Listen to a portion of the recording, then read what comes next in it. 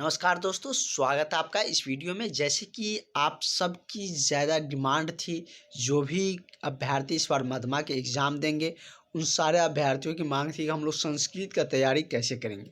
तो संस्कृत के लिए हमने एक लेक्चर बताए भी थे और इस लेक्चर में हम आपको बताएंगे कि आपको क्वेश्चन लिखना है किस तरीके से, क्योंकि एग्ज़ाम नज़दीक है। आपको वो पैटर्न आना चाहिए कि एग्ज़ाम में हमको संस्कृत लिखना कैसे है, क्योंकि यदि हम बात करें तो इसमें यदि पढ़ने जाएंगे तो बहुत ज़्यादा क्वेश्चन है। तो उसको आप किस तरीके से इतने कम समय में कवर करिएगा, ये सारी चीज़ बताएंगे। क्वेश्चन भी हम लोग देखेंगे। तो ये सेशन आप सबके लिए बहुत महत्वपूर्ण होने वाला है, तो इस वीडियो को अंत तक ज़रूर देखिएगा। और अभी तक आपने यदि चैनल को सब्सक्राइब नहीं किया है तो प्लीज़ चैनल को सब्सक्राइब कर लीजिएगा। नया चैनल है ये, इससे आपको सारा मध्यमा के रिगार्डिंग ही अपडेट मिलते हैं। मध्यमा के लेकर ही हमने इस चैनल को खोले थे कि आपको मध्यमा के रिगार्डिंग सारे अपडेट बताएंगे। इसमें दूसरा कोई वीडियो नहीं आता है। इससे पहले जो पिछले ईयर में हमने जो बताए थे उसमें सारा कुछ चलता था, लेकिन इसमें ओनली मध्यमा है, तो आप लोग के सपोर्ट के बिना यह चैनल नहीं चलेगा। तो हम लोग फर्स्ट जो सेकेंड जो अनिवार्य सब्जेक्ट है संस्कृत साहित्य, उसका स्टार्ट किए हैं। और उसी में आप देख सकते हैं किस तरीके से मूल रामायण और सीता हनुमान संवाद है, उससे 30 नंबर का आते हैं। उसके बाद जो द्वितीय संवर्ग है उससे 30 नंबर का आते हैं। और उसके बाद बांटा गया इस तरीके से कहाँ से क्या क्वेश्चन पूछा जाएगा, क्योंकि ये आइडिया आपको रहना ज़रूरी है कि क्वेश्चन कहाँ से आएंगे। और यदि हम बात करें तो आपका जो पांचवा अनिवार्य सब्जेक्ट है सोशल साइंस, उसका हमने सारा सब्जेक्ट देख लिए हैं, सारा पोर्शन लगभग कि इतिहास। उसके बाद हम बात करें भूगोल, नागरिक अर्थशास्त्र, आपदा प्रबंधन भी हाल ही में समाप्त किए हैं, इसका भी आपका लगभग हो चुका है। तो अब आपका विज्ञान स्टार्ट होंगे, क्योंकि विज्ञान भी अनिवार्य सब्जेक्ट में है, तो विज्ञान के हम लोग देखेंगे। और उसके बाद विज्ञान 80 नंबर का है, तो इसको हम लोग कवर करेंगे। और उसके बाद हम लोग का गोधलू हिंदी चलेगा। तो आज फ़िलहाल हम लोग संस्कृत की तरफ बढ़ते हैं।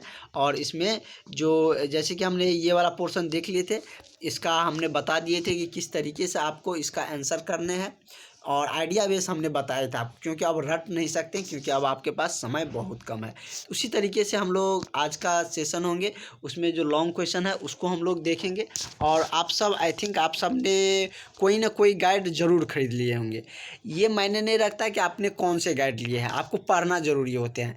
यदि कोई गाइड लिए हैं तो उसी सिलेबस को कवर करता है, आपको पढ़ने की ज़रूरत होती है। आप अच्छे से पढ़िए, वो निश्चित रूप से आपका हो जाएगा।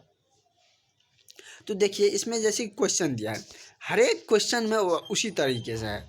आपने देखे होंगे कि सारा क्वेश्चन उसी तरीके से अरेंज किया हुआ है। पहले संस्कृत का है, उसके बाद जो मैथिली भाषा हिंदी है उस तरीके से भी दिया गया है।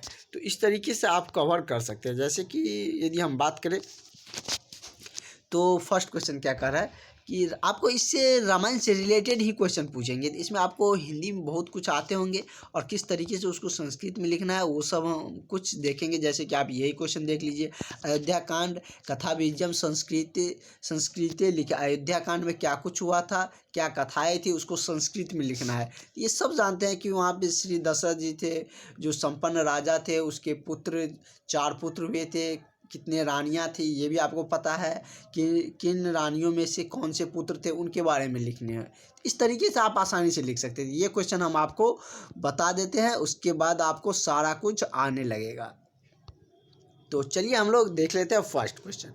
कहना है कि 2-3 क्वेश्चन हम इस पैटर्न पे बता देंगे, आपको आने लगेगा कि किस तरीके से हमको क्वेश्चन लिखना है, वो सोचने का तरीका आप में आ जाएगा।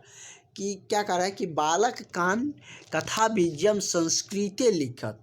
बालक कांड जो रामायण में जो बालक कांड हुआ था उसके बारे में कह रहा है कि संस्कृत में लिखिए कि क्या कुछ हुआ था। तो चलिए जान लेते हैं। जैसे कि हम बालक कांड में क्या कुछ जिक्र करेगा कि कैसे क्या गुणवान व्यक्ति थे, कौन राम ऐसे रहेगा, तो चरित्र तो राम भगवान के ही इर्द गिर्द रहेगा। उसी में किसके बीच में वार्ता करनी है वो आपको ध्यान रखने देख लीजिए।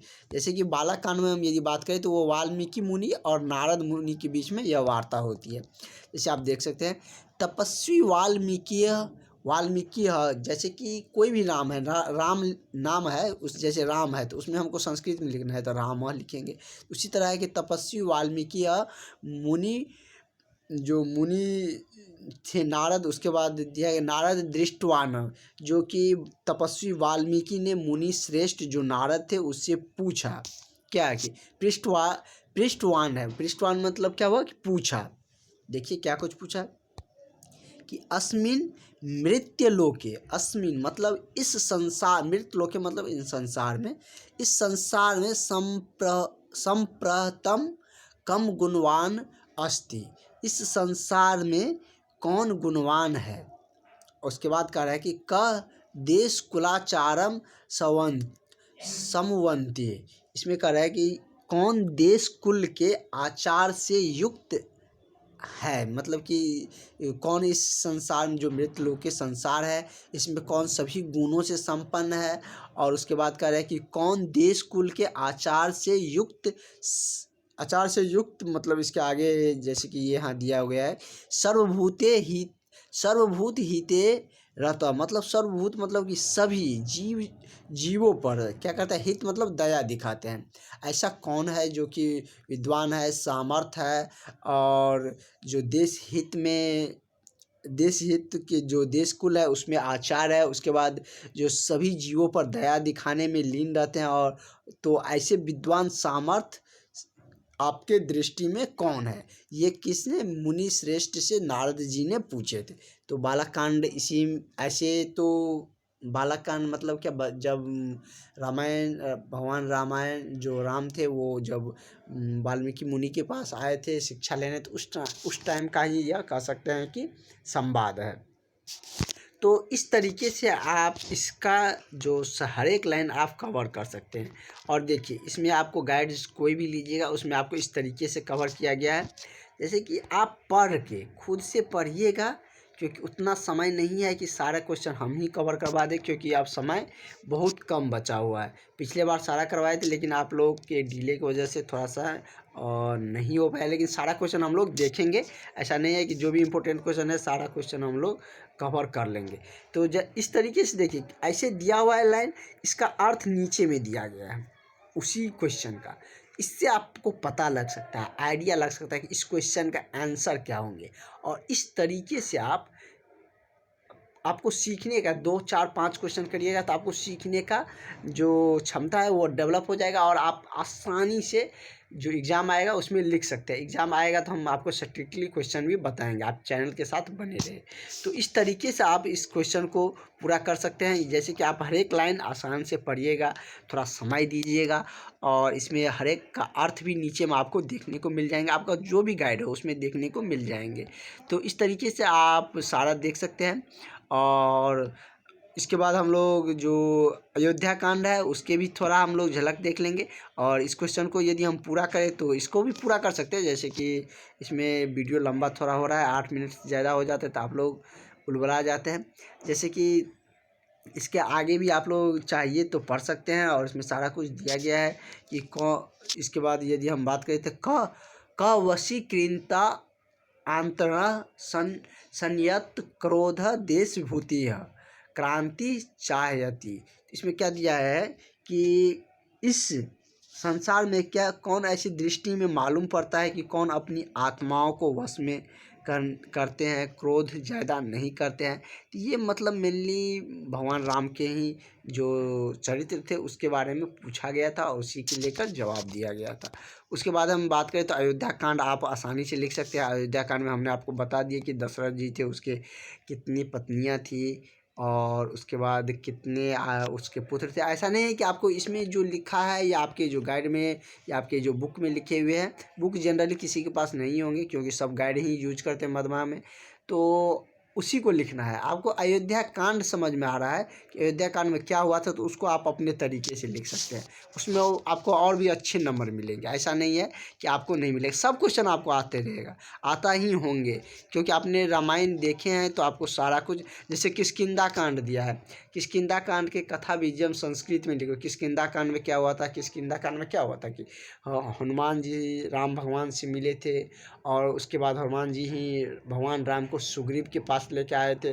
उसके बाद सुग्रीव से जो वार्ता हुई थी उसमें क्या हुआ था कि उस जो बाली जो अत्याचार किए थे सुग्रीव पे, उनसे जो उनका राज्य ले लिया था और उसको निकाल दिया था, तो उसी को न्याय दिलाने के लिए भगवान राम ने कहे थे कि हम आपको अपना राज्य दिलवाएंगे, हमें आप सीता जी को खोज में मदद करिए। तो ये कुछ हुआ था, ये आप सबको पता है, लगभग सबको पता है। तो इस तरीके से आपको लिखना है। और जो संस्कृत साहित्य हो गया, इसके बाद यदि हम बात करें तो जैसे कि संस्कृत वेद है, तो ये भी आसान ही है। संस्कृत व्याकरण तो आपको आ ही जाएगा, उसमें कोई दिक्कत नहीं है, संस्कृत व्याकरण में भी हम बता देंगे। और इसके बाद हम यदि बात करें तो विज्ञान में भी हम लोग अच्छे से क्वेश्चन कवर कर लें। संस्कृत थोड़ा आपको भी अच्छे से पढ़ने होंगे, क्योंकि संस्कृत में उतना समय देना, क्योंकि और 8 सब्जेक्ट भी है तो सारे के कवर कराएंगे। तो यदि संस्कृत के ही लेकर चलेंगे तो और सब छूट जाएगा। तो इसलिए हम लोग पहले जो इसका अनिवार्य सब्जेक्ट है उसको कवर कर लेंगे, और उसके बाद हम लोग संस्कृत का भी बीच बीच में हम लोग देखते रहेंगे। हम आपको बताएंगे किस तरीके से क्वेश्चन का लिखना है। तो आई थिंक आप लोग समझ गए होंगे किस तरीके से हमको लिखना है। और नेक्स्ट वीडियो में हम लोग विज्ञान का जो देखेंगे, और एग्ज़ाम डेट को लेकर आप लोग हड़बड़ाइए नहीं। तो चलिए हम लोग मिलेंगे नेक्स्ट वीडियो में। ये वीडियो थोड़ा ज़्यादा लंबा हो जाएगा, तो आप लोग का लगेगा कि